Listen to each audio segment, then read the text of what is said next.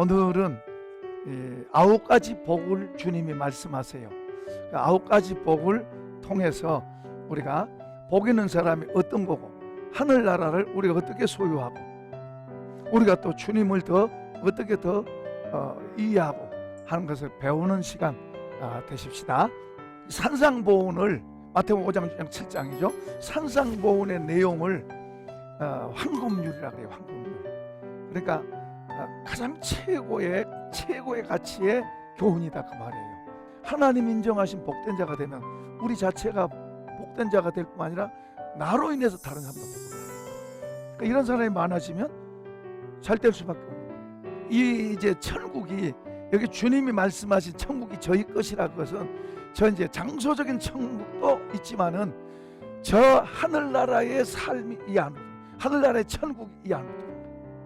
여러분 안에 들어오기를 축복합니다.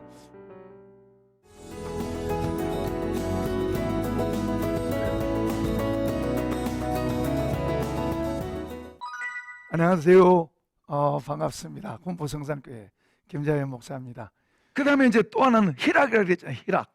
기쁘다 말이에요. 기쁘고 즐거움이란 말이에요.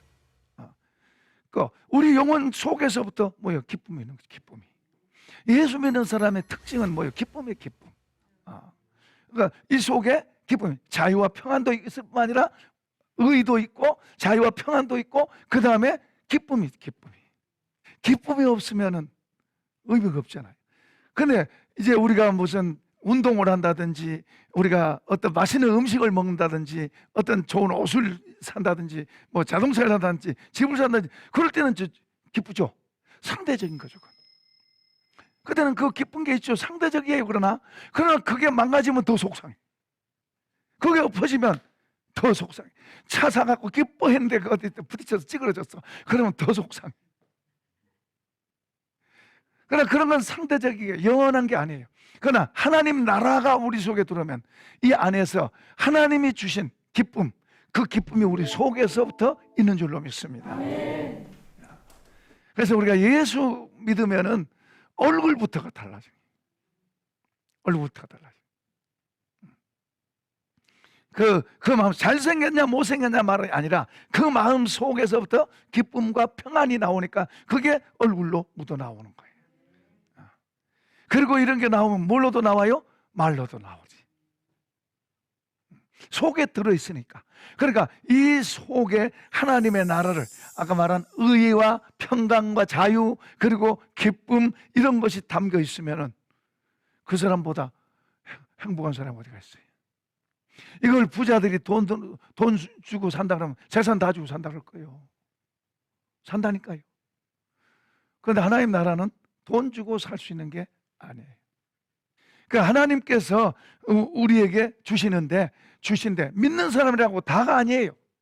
경험은 하게 했어요. 믿고 경험하게 했어요. 그게 하나님 나라가 얼마나 좋다는 거. 믿고 은혜 받았을 때, 처음 믿었을 때, 처음 믿고 은혜 받았을 때 대부분의 사람들이 경험해요. 모태신앙 말고 대부분의 사람들이 안 믿다가 예수 믿으면 하나님의 나라를 경험해요. 너무너무 좋은 거예요. 좋은 거예요. 근데 그게 뭐 시들어버려서 그렇지. 그런데 그것을 다시 주님의 말씀과 가르침과 교훈을 따라서, 그분은 그 나라를 주기 위해서 오셨으니까, 그분은 하늘나라와 천국과 이 땅을 통일시켜 연결시켰어. 그러니까 저 하늘의 나라 것을 주님이 가지고 오셔서 그의 자녀된 우리 믿는 자들에게 주시려고 하니까 우리는 그것을 받아서 어떻게 해야 되는지 배우고 받아서 그것을 누려야 될 줄로 믿습니다. 그러니까 우리 믿는 사람이 그걸로 살면서 우리가 눈에 보이는 걸로 사는 게 아니라 이걸로 산다는 것을 세상 사람들에게 보이고 살았다면 교회가 걷어차이지 않을 거예요. 이게 누구 때문이라, 우리가 추구한 우리의 열매를 우리가 따고 있는 거예요. 이게 누구 때문이 아니에요. 우리가 잘못된 방향으로 가서, 주님은 그게 아닌데 우리가 잘못된 방향으로 가서 추구한 결과가 지금 그렇게 된 거예요. 우리가 하나님 나라 그러면 더 밝고 환하게 우리가 알아야 될 텐데, 하나님의 나라, 세상은 잘 보여도 하나님 나라는 잘 안 보여요. 이게 비극이죠. 교회 안의 비극이. 그 세상 사람들이 우리를 볼 때 마귀의 자녀들이 우리를 볼 때 다른 것을 못 보는 거예요. 같이 욕심 부리고 도둑질하고 거짓말하고 나쁜 짓 더 한다고 그렇게 말하고 이렇게 이게 이제 심하다 보니까 이게 하루아침에 된 게 아니에요. 심하다 보니까 그렇게 된 거예요. 많은 사람들이 예수 믿으라 그러면은 내가 지금은 안 나가도 언제는 나가겠습니다. 그런 말을 했어요. 그런데 지금은 완전히 반대가 돼버린 거예요. 하나님은 우리에게 좋은 걸 주셨는데 우리 스스로가 싸우리를 추구해 가니까 우리 스스로가 싸우려 전락된 거예요. 우리가 하나님께로 돌아가야 될 줄로 믿습니다. 하나님께로 돌아가야 돼요. 하나님의 얼굴을 구하고 그분의 말씀을 가지고 하나님께로 돌아가서 그분의 얼굴을 구하고 우리 마음을 다시 새롭게 해야 돼요. 새롭게. 이스라엘의 구약의 많은 역사들이 그런 걸 보여주고 있는 거예요. 그런 걸. 사사기의 많은 그런 역사들이 전부 그런 이야기하고 있는 거예요. 그런 이야기. 이스라엘 역사도 그런 이야기하고 있는 거예요. 개인이든지 또 왕이든지 국가든지 그런 모든 것을 보여주고 있는 거예요. 그런데 오늘 우리가 우리 자신을 진단할 때 오늘 우리는 너무 심각했어요. 제가 6년 전에 그 동영상을 볼 때도 이 말을 간절하게 외치고 있었어요. 그래서 지금 고쳐진 게 아니라 지금 더 하죠. 사실 저도 개인적으로 그냥 보편적으로 그렇게 말하고 보편적으로 그렇게 목회하고 뭐 놀고 싶으면 놀고 뭐 하고 싶으면 뭐 이러 하고 싶으면 놀고 그러면서 그냥 평범하게 목회하면서 그리고 때가 되면 주님 나라 가면 되지. 사실은 그런 생각했었어요. 그런데 십자가 복음에 대해서 이걸 이제 주님이 보게 하시니까 그래서 성경은 그걸 가르치고 있는데 이걸 이제 말하려고 하니까 어디 가서 별로 환영 못 받아. 십자가를 별로 안 좋아해. 복 받아라 잘 되라 그러면 아멘 소리가 크지만 희생하세요, 베푸세요, 그리고 십자가 지세요. 그 십자가 복음 전하면은 안 기뻐해요. 주님은 대단하게 왕을 삼아야 된다고 할 정도로 대단하게 올라가다가 어느 날 아침에 말없이 마치 죽은 사람처럼 매 맞고 그리고 십자가로 가는 거예요. 그냥 밑에서부터 가난하게 살고 있으면 괜찮은데 부자로 살다 가난하게 되면 그거 견디기 어려운 거예요. 그 예수님 같은 분이 그렇게 가다가 밑으로 툭 떨어졌는데도 그분은 그냥 말없이 가는 거예요. 불평 없이. 그러니까 주님은 이 땅에서 살면서 뭘 보여주신가 하니까 하나님을 섬기는 걸 보여주십니다. 그분이 사역을 할 때도 귀신을 쫓아내고 병을 고치고 말씀을 전할 때도 좋아하는 사람은 좋아했지만은 힘 있는 사람들은 대적했어요. 죽이려고 그러잖아요. 죽이려고. 그래도 어떻든 간에 그렇게 사역하다가 나중에는 십자가 길로 툭 떨어져서 십자가 길로 가는 것도 그분은 하나님 앞에서 순종하는 거예요. 그러니까 하나님 그분 앞에서 우리가 산다는 게 그렇게 중요한 거예요. 그러니까 우리 속에 천국을 담는다는 것은 천국의 주인이 하나님이고 예수님이고 그분의 통치와 다스림을 받을 때 이렇게 더 우리 안에서 좋아질 줄로 믿습니다. 겉으로는 핍박이 있고 고난이 있을는지 몰라요. 그러나 그래도 우리는 우리 속에서부터 힘이 있고 그리고 우리 속에서부터 기쁨이 있고 아까 하나님 나라가 있으면 그 모든 걸 이겨낼 수 있는 힘이 있는 줄로 믿습니다. 힘이 있으면 그게 문제가 되지 않아요. 힘이 없어서 걷어채이고 끌려당길 때 그게 힘든 거지. 힘이 있어서 내 길을 간다면은 사람이 알아주든 알아주지 않든 하나님이 알아주고 하나님의 뜻을 향해서 그 길을 간다면은 힘이 있어서 그렇게 갈 수 있다면 그게 진짜 강한 거고 그게 복이에요. 그게 그리스도인들이 그렇게 살라고 성경으로 가르치고 그냥 겸손하고 그냥 온유하고 순종하고 그러고 보면 말랑말랑해 보이잖아. 말랑말랑해 보여. 근데 아니죠. 겉은 약한 게 보여도 속은 강하고 하나님 앞에서 옳은 것이라면 목숨 걸고도 가고. 자, 이제 이런 천국이 의와 평강, 자유, 희락이 가득하기를 축복합니다. 자, 이제 두 번째로 가보십시다. 4절 시작. 애통하는 자는 복이 나니 그들이 위로를 받을 것이며. 아멘. 전에 병원 마당에서 아가씨가 막 뒹굴면서 우는 걸 봤어요. 신발이 벗겨지고 뭐 스커트가 뭐 올라간지 내려간지 뭐 그런 것도 뭐 그냥 막 울면서 막 큰 소리로 울면서 뒹구는데, 와, 저 아가씨는 도대체 어떤 일을 당해서 저렇게 울까? 참 마음 아픈 적이 있어요. 신방 갔다가 뭐 무슨 문제 때문에 뭐가 가지고 있던 것이 이루어져서 그런 것 때문이 아니라, 내 몸에 갑자기 건강이 안 좋아져서 그런 것 때문에 온 게 아니라 죄 때문에. 내 속에 하나님 앞에서의 내 안에 죄가 들어있는 거예요. 내 속에 죄가 보이는 거예요. 여러분, 우리가 이 죄도 스스로 나는 죄인이야, 그런 사람이 스스로 나는 죄인이야. 우리가 누가복음 18장에 보면은 바리새인하고 세리가 둘이 기도하잖아요. 바리새인은 하늘을 향해서 손을 높이 들고 하나님 나는 하면서 자기가 한 것들을 다 말하면서 이제 기도하는 거예요. 그런데 이 바리새인의 기도는 이 사람에게는 하나님이 안 보여요. 이 지금 자기가 말하는 건 하나님 들으라고 한 게 아니고 옆에 사람들 들으라고 하는 거예요. 시장에 서서 이렇게 하는 거예요. 사람들 들으라고 하는 거예요. 사람 들으라고. 이 사람에게는 하나님이 의식되지 않아요. 하나님 의식되면 그렇게 할 수가 없죠. 그런데 그 옆에 이제 세리가 기도하는데, 세리는 감히 눈을 들어 하늘을 못 쳐다보고 엎드려서 주여 나는 죄인입니다, 나를 불쌍히 여겨 주세요. 이 사람이 오히려 하나님을 의식하고 있는 거예요. 이 바리새인은 하나님 의식 안 돼요. 사람 의식하고 있지. 그러나 세리는 사람을 의식한 게 아니고 하나님을 의식하는 거예요.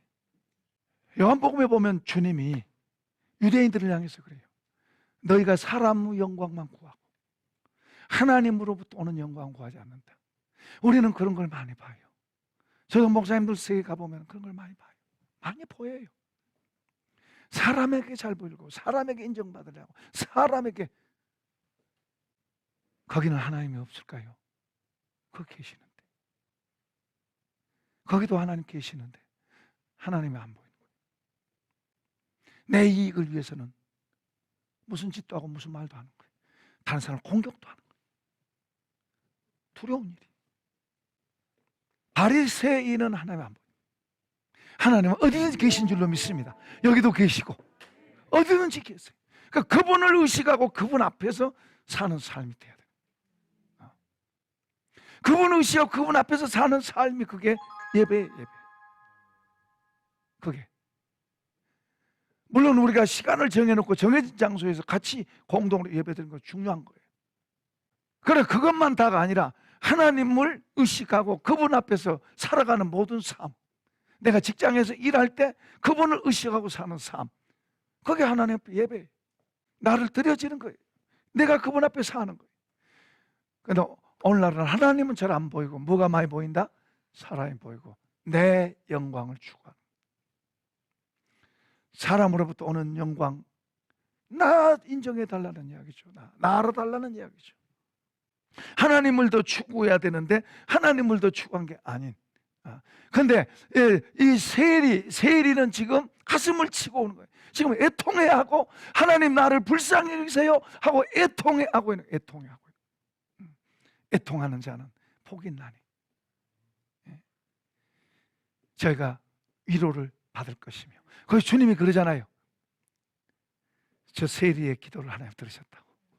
그러니까 여기 주님이 말씀하신 여기 위로를 받는다는 것은, 여러분 보세요. 주님이, 우리가 주님 앞에 회개하고 애통해하고 기도하고, 그래서 주님이 만져주시면 내가 죄를 지어서 그 아프고 하던 그런 것들이 깨끗하게 지워져 버려요. 그래서 나는 죄를 지었다 이런 것 자체가 지워져 버린 거예요. 그러니까 뭐요? 좋아지는 거예요. 기쁘고 자유해지는 거예요. 그 뒤에 죄 때문에 그거에 얽매여 있어요. 우리 마음이라고 하는 거 그런 거예요. 얽매여 있어요. 과거에 지은 죄 때문에 얽매여 있어요. 여러분 그거 힘들어요. 이게 정리되기까지는 저도 1년 동안 그것 때문에 얽매여져 가지고 정말로 힘든 적이 있어요. 이게 주님으로 인해서 이게 딱 지워지니까 얼마나 자유한 거예요. 그 죄에 나의 잘못한 것을 그걸 가지고 붙잡고 나를 공격하고 있었던 거예요. 그걸 모르고 많이 당한 거예요. 그걸 일찍 알았으면은 그걸 공격하고 그걸 쫓아내버렸으면은 그런 어려움 안 당했을 텐데 그것을 몰랐잖아요. 하나님 그것을 보여주시고 안 읽게 되니까 그때서 내가 마귀한테 속고 있었구나. 그때서부터는 이제 그게 오면은 대적하는 거예요. 그게 와요. 와. 접근해 와. 여러분 보세요. 가룟 유다에게 생각을 계속 넣어준 거예요. 넣어준 때가 있는 거예요. 넣어준 때가 있는 거예요. 그런데 그걸 넣어주었는데 그 가룟 유다가 그걸 딱 움켜잡고 그걸 이제 주님이 회개할 수 있는 기회들을 주시는데도 회개 안 하죠. 회개 안 하니까 나중에 뭐요? 그 마귀가 생각을 넣어주더니 마귀가 들어와서 예수 팔게 되는 거예요. 차라리 나지 않았으면 죽을 뻔했다는 사람이 된 거예요. 그러니까 마귀는 우리의 죄, 우리의 약점들을 가지고 그게 틈타서 공격하는 거예요. 귀신의 세력들이 그런 거예요. 그거 틈타고 와서 공격하는 거예요. 그러니까 우리는 눈에 안 보이니까 모르잖아요. 적은 우리를 잘 알고 있는데 우리는 적을 못 봐. 그러니까 우리는 뭐 해야 돼요? 하나님을 바라보고 우리는 하나님의 말씀 앞에 우리가 더 진지하게 서야 될 줄로 믿습니다. 하나님의 말씀으로 더 진지하게 서면 그 말씀 우리에게 지혜가 되고 그 말씀 우리의 지각이 되고 그래서 우리가 그런 걸 알 수 있게 되는 거예요. 이 말씀이 놀라운 거예요. 놀라운 거예요. 이 말씀들이 놀라운 건데 그것을 놓치고 있는 거예요. 우리가 사탄을 이기고 세상을 이기려면 우리 말씀 앞에 서는 것밖에 없어요. 그 말씀 우리를 보호하셔야 돼요. 이 말씀이 생명이라니까. 생명력이 있고 하나님이라니까. 그러니까 우리가 그 말씀 앞에 그렇게 되도록. 그런데 다 그렇게 보이는 건 아니에요. 다 하나님으로 보이는 건 아니에요. 신앙의 단계가 더 깊이 들어갈수록 다르게 보는 거죠.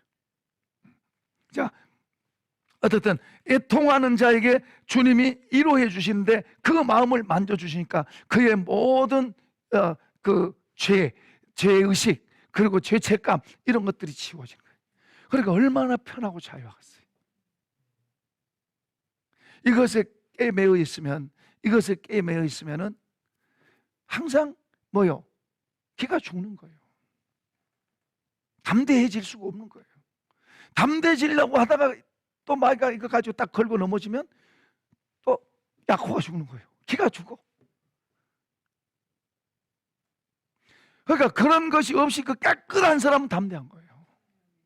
잘못한 게 없는 사람은 당당한 거예요. 그런데 잘못한 것이 있는 사람은 그걸 감추고 있는 사람은 처음에는 막 큰 소리 하지만은 이제 이게 딱 들춰나면 기가 팍 죽는 거예요. 그러니까 이 깨끗하게 해주신다는 거 이게 얼마나 놀라운 건지 몰라요. 주님이 우리를 흰 눈처럼 깨끗하게 딱 해주시면 그게 우리의 담대함이 되는 거예요.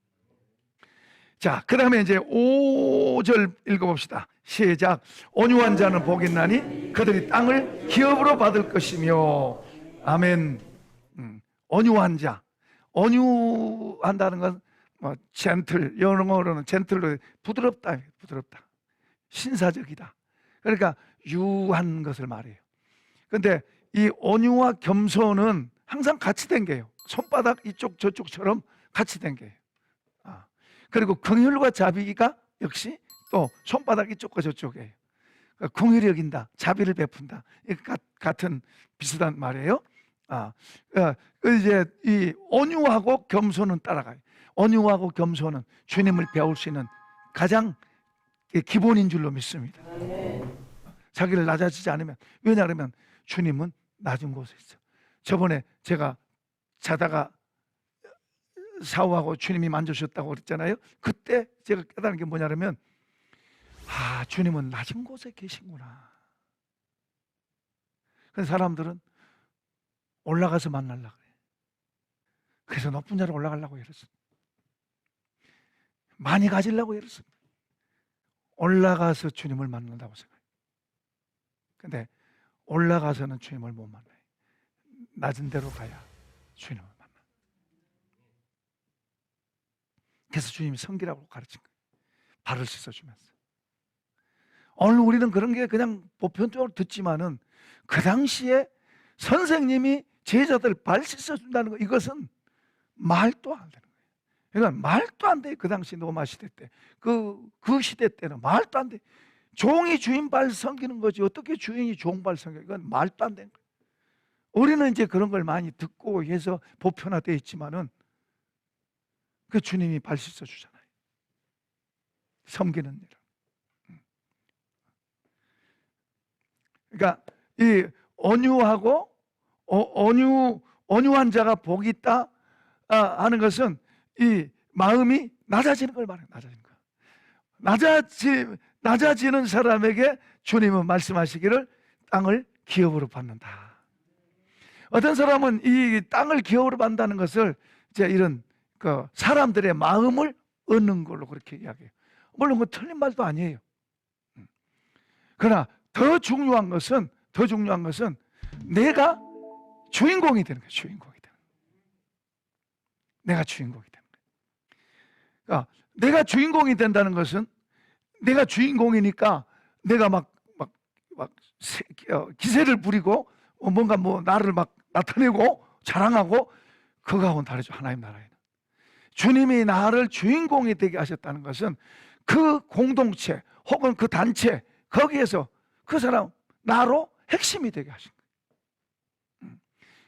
가정이든지 그 다음에 또 뭐 교회든지 뭐든 회사든지 아니면 어떤 모임이든지 거기에 주체가 누구예요?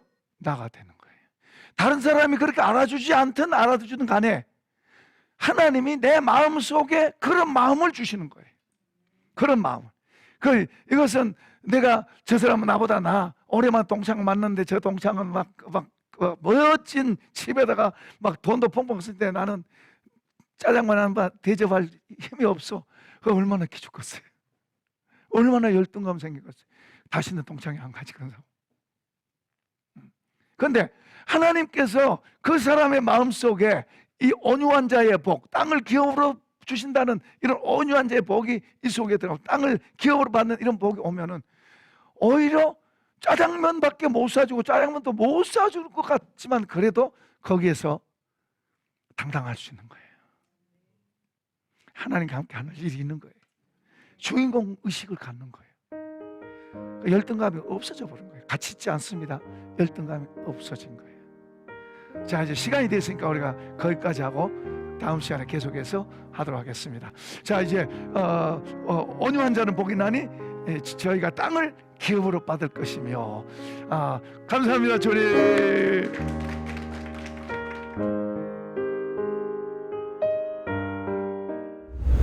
하나님의 사랑이 상한 영혼 살리고 연약한 나의 마음 치료하시며